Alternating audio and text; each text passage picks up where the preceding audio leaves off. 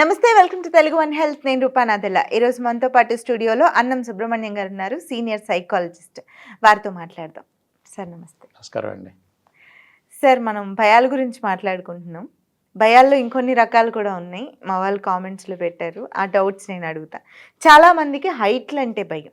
ఒక 5th ఫ్లోర్కో 4th ఫ్లోర్కి వెళ్తే చూసారంటే గాల్లో తేలిపోయినట్టు అయిపోతుంది, వాళ్ళు కళ్ళు తిరిగిపోతాయి. కొంతమందికి నీళ్ళంటే భయం, కొంతమందికి క్లోజ్డ్ రూమ్ అంటే భయం, చీకటి అంటే భయం, లైట్లు వేసుకునే మార్నింగ్ వరకు ఉండిపోతూ ఉంటారు. ఈ భయాలకి కారణం ఏంటి, సొల్యూషన్ ఏంటి, క్లియర్గా చెప్పండి సార్. ఓకే, డెఫినెట్గా అండి. ఇప్పుడు ఫస్ట్ ఈ డార్క్నెస్ గురించి చూద్దామండి. ఈ డార్క్నెస్లో ఫస్ట్ చిన్నపిల్లలు తీసుకుందాం అనుకోండి. ఈ చిన్నపిల్లలప్పుడు సరిగా తినపోయినప్పుడు దెయ్యాలు వస్తాయి, అవి బట్టుకెళ్తాయి, ఈ బట్టుకెళ్తాయి, భయపెడుతూ ఉంటారు. అర్థమైందా? సపోజ్ ఈ పిల్లాడు ఈ రూమ్ నుంచి ఆ రూమ్లోకి వెళ్తుంటాడు ఏదో తీసుకొని, వెళ్ళి ఆ రూమ్లోకి వెళ్ళు, దెయ్యం పట్టుకోడు తెలియదు, వెళ్ళొద్దు అని చెప్తుంటారు అనమాట. ఓకే, సో ఎప్పుడైతే సపోజ్ సడన్గా కరెంట్ పోయిందో, ఇప్పుడు డార్క్నెస్ కదా, ఇప్పుడు ఆ థాట్స్ యాక్టివేట్ అవుతాయి అన్నమాట. బ్రెయిన్ యాక్టివేట్ చేస్తుంది. ఇప్పుడు దెయ్యాలు వస్తాయేమో నిజంగానే, ఓకే, వచ్చి నన్ను పట్టుకెళ్తాయేమో, నన్ను చంపుతాయేమో అన్న భయం వచ్చేస్తుంది అనమాట. అందుకని ఎప్పుడైతే ఇది రిపీటెడ్గా జరిగిందో వాళ్ళు కంటిన్యూస్గా లైట్ ఉండాలని ఇన్సిస్ట్ చేస్తారండి. ఎందుకంటే ఈ భయాన్ని తట్టుకోలేరు. అమ్మో, చీకటి ఉంటే దెయ్యం వస్తుందేమో, వచ్చుద్దేమో. అర్థమైందా? ఎందుకంటే ఒకసారి వీళ్ళు నైట్ టైం వేరే రూమ్లోకి వెళ్తే ఇదే చెప్తారు, వెళ్ళి అక్కడ బాగా చేయగొట్టుంది, నేను అక్కడే పట్టేసుకుంటుంది నేను అక్కడే పట్టింది, పూచాడున్నాడు, దెయ్యం ఉన్నది, ఏదో ఒకటి పట్టేసుకుంటుంది అని చెప్తారు అనమాట. ఇక అది రికార్డ్ అవుద్ది అనమాట. అందుకని మేము ఏం చెప్తామంటే, పిల్లలతో మాట్లాడే ప్రతి మాట ఆలోచించి మాట్లాడాలండి పేరెంట్స్. మనం ఏం చేస్తున్నామంటే అప్పుడు టెంపరీగా ఏదో వాళ్ళని కంట్రోల్ చేయాలి, మేనేజ్ చేయాలని చెప్పేసి నోటికి ఎదుస్తుంది మాట్లాడేస్తే అట్లా మాట్లాడకూడదండి. ఎందుకంటే ఈ ఫియర్స్ ఎవరికైనా సరేనండి, ఈ ఫియర్స్ కనుక ఏదో ఒక స్టేజ్లో వాటిని కంట్రోల్ చేయకపోతే అవి లైఫ్ లాంగ్ ఉంటాయండి. మీకు 10 years అప్పుడు ఒక ఫియర్ వచ్చింది అనుకోండి, అది 20 years, 30 years, 40, 50, 60 చివరికి అప్పటికి కూడా ఈ భయం కంటిన్యూ అవుతూనే ఉంటుందండి. కాబట్టి అందరూ తెలుసుకోవాల్సిందంటే, మనకి ఎలాంటి భయాలు ఉన్నా కూడా ఆ భయాలకు సొల్యూషన్స్ తీసుకొని దాని నుంచి బయట పడాలండి. తర్వాత మీరు వాటర్ అన్నారు. ఈ వాటర్ అంటే భయం అనేది కొన్ని సందర్భాల్లో ఉపయోగం ఉందండి, కొన్ని సందర్భాల్లో నష్టం, ఉపయోగం ఉందండి. ఆ ఉపయోగం చూడండి. ఇప్పుడు కొంతమంది సీషోర్కి వెళ్తుంటారు, వాటర్లో దిగి అలల్లో ఆడుకుంటూ ఉంటారు కదా. ముందు కొంచెం డెప్త్కి వెళ్ళి ఆడుతుంటారు, మోకాళ్ళ వరకు వెళ్ళి హ్యాపీగా ఎంజాయ్ చేస్తూ ఉంటారు. ఇంకా నేను బాగానే మేనేజ్ చేయగలుగుతానని చెప్పేసి ఇంకొంచెం డెప్త్కి వెళ్తారండి. అప్పుడు ఒక స్ట్రాంగ్గా ఒక అల వచ్చింది అనుకోండి, అది పడేసేసి లోపల లాగేసుకుంటుంది. ఓకే, ఇప్పుడు మీకు వాటర్ అంటే భయం ఉందనుకోండి, ఇప్పుడు మీరు డెప్త్కి వెళ్తారా? వెళ్ళాం కదా, అసలు దగ్గరికి వెళ్ళరు. అవును, అంటే మీరు సేవ్ అయ్యారు లేదా, రక్షించబడ్డారా లేదా? ఎంజాయ్ కూడా చేయలేకపోతున్నారు కదా భయం వల్ల. అసలు ఫస్ట్ మీ ప్రాణం అయితే రక్షించారు కదా, రక్షించబడింది కదా. ఇప్పుడు నేర్పాలన్నమాట వాళ్ళకి. వాటర్ మనకి ఏ డెప్త్లో వెళ్తే ప్రమాదం ఉంది. ఓకే, అలలు వచ్చినప్పుడు ఏం జరుగుద్ది, మన కింద ఉన్నటువంటి కాళ్ళ కింద వేసుకుని లాగేస్తుందండి. అవును, ఆ లాగేసినప్పుడు మనం గట్టిగా ఫామ్గా ఉండటం నేర్చుకోవాలి. అది ప్రాక్టీస్ చేయించాలన్నమాట. కొద్దిగా హైట్లో చేస్తూ కూడా తనకు మెల్లమెల్లగా ఎక్స్పీరియన్స్ వచ్చుతాను. అప్పుడు కొంత లిమిటెడ్ డిస్టెన్స్ వరకే వెళ్ళటానికి బ్రెయిన్ని ప్రిపేర్ చేయాలండి. రైట్, ప్రతిదానికి భయపడిపోకుండా సొల్యూషన్ వెతుక్కుంటే సరిపోతుంది. సొల్యూషన్ వెతికి బ్రెయిన్కి నేర్పాలండి. నేర్పాలి, నేర్పితేనే మీరు దాని నుంచి బయటపడేది. లేకపోతే ఏం చేస్తుందంటే బ్రెయిన్ యాక్టివేట్ చేస్తుంది. అర్థమైంది మీకు? అందుకని అప్పుడు వాటర్ దగ్గరికి వెళ్ళారు. ఇంకా కొంతమంది ఉన్నారు, ఇప్పుడు వాటర్ అంటే భయం ఉంది అనుకోండి, ఇప్పుడు ఒక ట్రైన్ ఈయన ఊరికి వెళ్ళాలి, అది ఒక కెనాల్ పైనుంచి వెళ్తుంది అనుకోండి, ఇప్పుడు నేను ట్రైన్ ఎక్కనంటాడు. అది వాటర్ పైకి వెళ్తుంది కదా, ఎందుకు ఎక్కువ అంటే ట్రైన్ దాంట్లో పడిపోతే చచ్చిపోతాడు కదా అనే ఆలోచన అనమాట.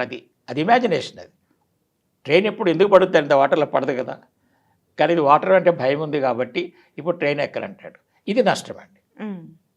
అర్థమైందా? అట్లనే హైట్స్ ఉన్నాయి. ఇప్పుడు జనరల్గా ఏమవుతుందంటే, ఇప్పుడు మనకి ఇన్ని ఫ్లోర్లు ఎక్కడం ఏమైనా ఈ కల్చర్ ఇప్పుడు వచ్చింది. ఇంతకుముందు మనతో ఆల్మోస్ట్ గ్రౌండ్ లెవెల్లోనే మన యాక్టివిటీ జరుగుతుండేది అనమాట.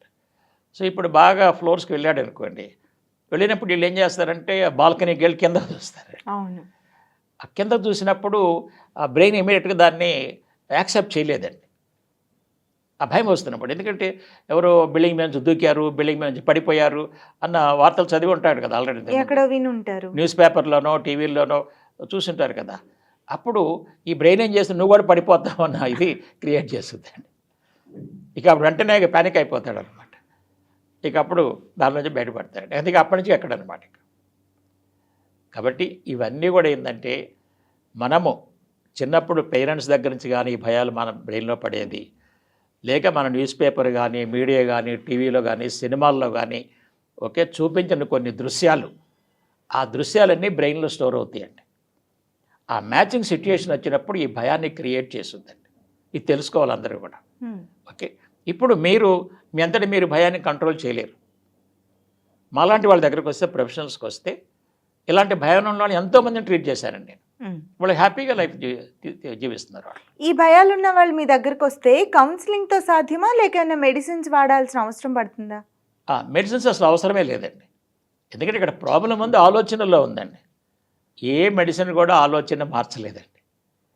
ఇప్పుడు మేము ఏం చేస్తున్నామంటే ఆ ప్రాబ్లమ్ సొల్యూషన్స్ నేర్పి, అది బ్రెయిన్కి నేర్పి, ఆ బ్రెయిన్ చేత కరెక్ట్ దీన్ని పికప్ చేపిస్తున్నామండి. ఇప్పుడు ఫియర్ క్రియేట్ చేయదన్నమాట. అంటే కొంచెం ప్రాక్టీస్ చేయాలి. ప్రాక్టీస్ చేసిన ఫియర్ అనేది మీకు ఉండదండి. మీకు ఒక సింపుల్ ఎగ్జాంపుల్ చెప్తే అర్థం చేసుకోండి.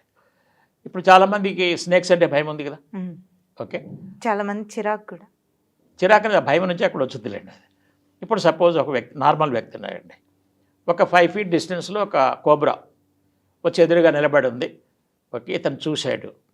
ఇప్పుడు జనరల్గా ఇతను భయపడతాడు. ఎందుకు భయపడతాడు? ఈ బ్రెయిన్ ఏం చేస్తుందంటే ఆ స్నేక్ని చూడంగానే ఇతని లైఫ్కి థ్రెట్ ఉందని చెప్పేసి ఆ కెమికల్స్ బ్లడ్ స్ట్రీమ్లోకి రిలీజ్ చేసేసి ఇతను భయపెట్టి పరిగెత్తి చేస్తుంది. అవునా కదా? అందుకనే మరి వెళ్ళేది. ఇంకో ఇదే ఎగ్జాంపుల్ చూడండి. సపోజ్ స్నేక్ క్యాచర్ అని పాములు పట్టే వ్యక్తి అనుకోండి. అతను ఇట్లా వస్తున్న రోడ్డు మీద ఒక 5 feet డిస్టెన్స్లో ఒక కోబ్రా కనిపించింది. ఇతను ఇప్పుడు పరిగెత్తాడా? ముందుకెళ్ళి దీన్ని ఎట్లా పట్టుకొని సేఫ్గా ఎక్కడో ఫారెస్ట్లోనో జూలోనో ఇస్తే బాగుంటుంది కదా అని ఆ థింకింగ్లో ఉంటాడు. మరి ఈయన బ్రెయిన్ ఎందుకు మరి ఫియర్ క్రియేట్ చేయలేదు? ఎందుకు చేయలేదు అంటే ఈయన దగ్గర నాలెడ్జ్ ఉంది. ఏమని? ఈ ఫియర్ ఈ పాము నన్ను ఏం చేయదు, దాన్ని ఎలా హ్యాండిల్ చేయాలో నా దగ్గర నాలెడ్జ్ ఉంది, దీన్ని సేఫ్గా పట్టుకెళ్తాను, హ్యాండ్ ఓవర్ చేస్తాను, లేకపోతే పాపం దీన్ని ఎవరో ఒకరు చంపేస్తారు, దాన్ని కాపాడినట్టు ఉంటుంది. మరి ఈ ఆలోచనలప్పుడు భయం ఎందుకు వచ్చింది? తను ఆల్రెడీ చాలాసార్లు పాములు హ్యాండిల్ చేసి ఉండొచ్చు, భయమే రాదు. అంటే ఇప్పటికైనా తెలుసుకోవాలండి, మన బ్రెయిన్ మీ దగ్గర ఉన్న నాలెడ్జ్ ప్రకారం భయాన్ని క్రియేట్ చేస్తుందండి. మీకు పాముల గురించి సరైన నాలెడ్జ్ లేదనుకోండి, ఒకటి మీ దగ్గర ఉండేది, పాము గరిస్తే చచ్చిపోతాము, ఇదొక్కటే స్టోర్ అయ్యి ఉంది, దాన్ని ఎగ్జిక్యూట్ చేస్తుంది అనమాట. సో దాని నుంచి మిమ్మల్ని కాపాడటానికి ఈ ఫియర్ క్రియేట్ చేసి పంపిస్తుంటుంది అనమాట.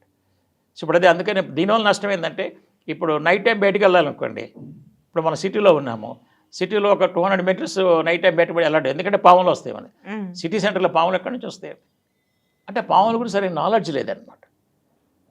వీళ్ళకి ఏ ఇష్యూలో భయం ఉందో ఆ ఇష్యూ గురించి మేము సరైన నాలెడ్జ్ ఇస్తామండి. ఈ నాలెడ్జ్ కానీ బ్రెయిన్లో స్టోర్ అయితే బ్రెయిన్ ఈ నాలెడ్జ్ తీసుకొని ఆ భయం మిమ్మల్ని ఆ భయానికి గురి కాకుండా చూస్తుంది. Right doctor, thank you. Okay, thank you.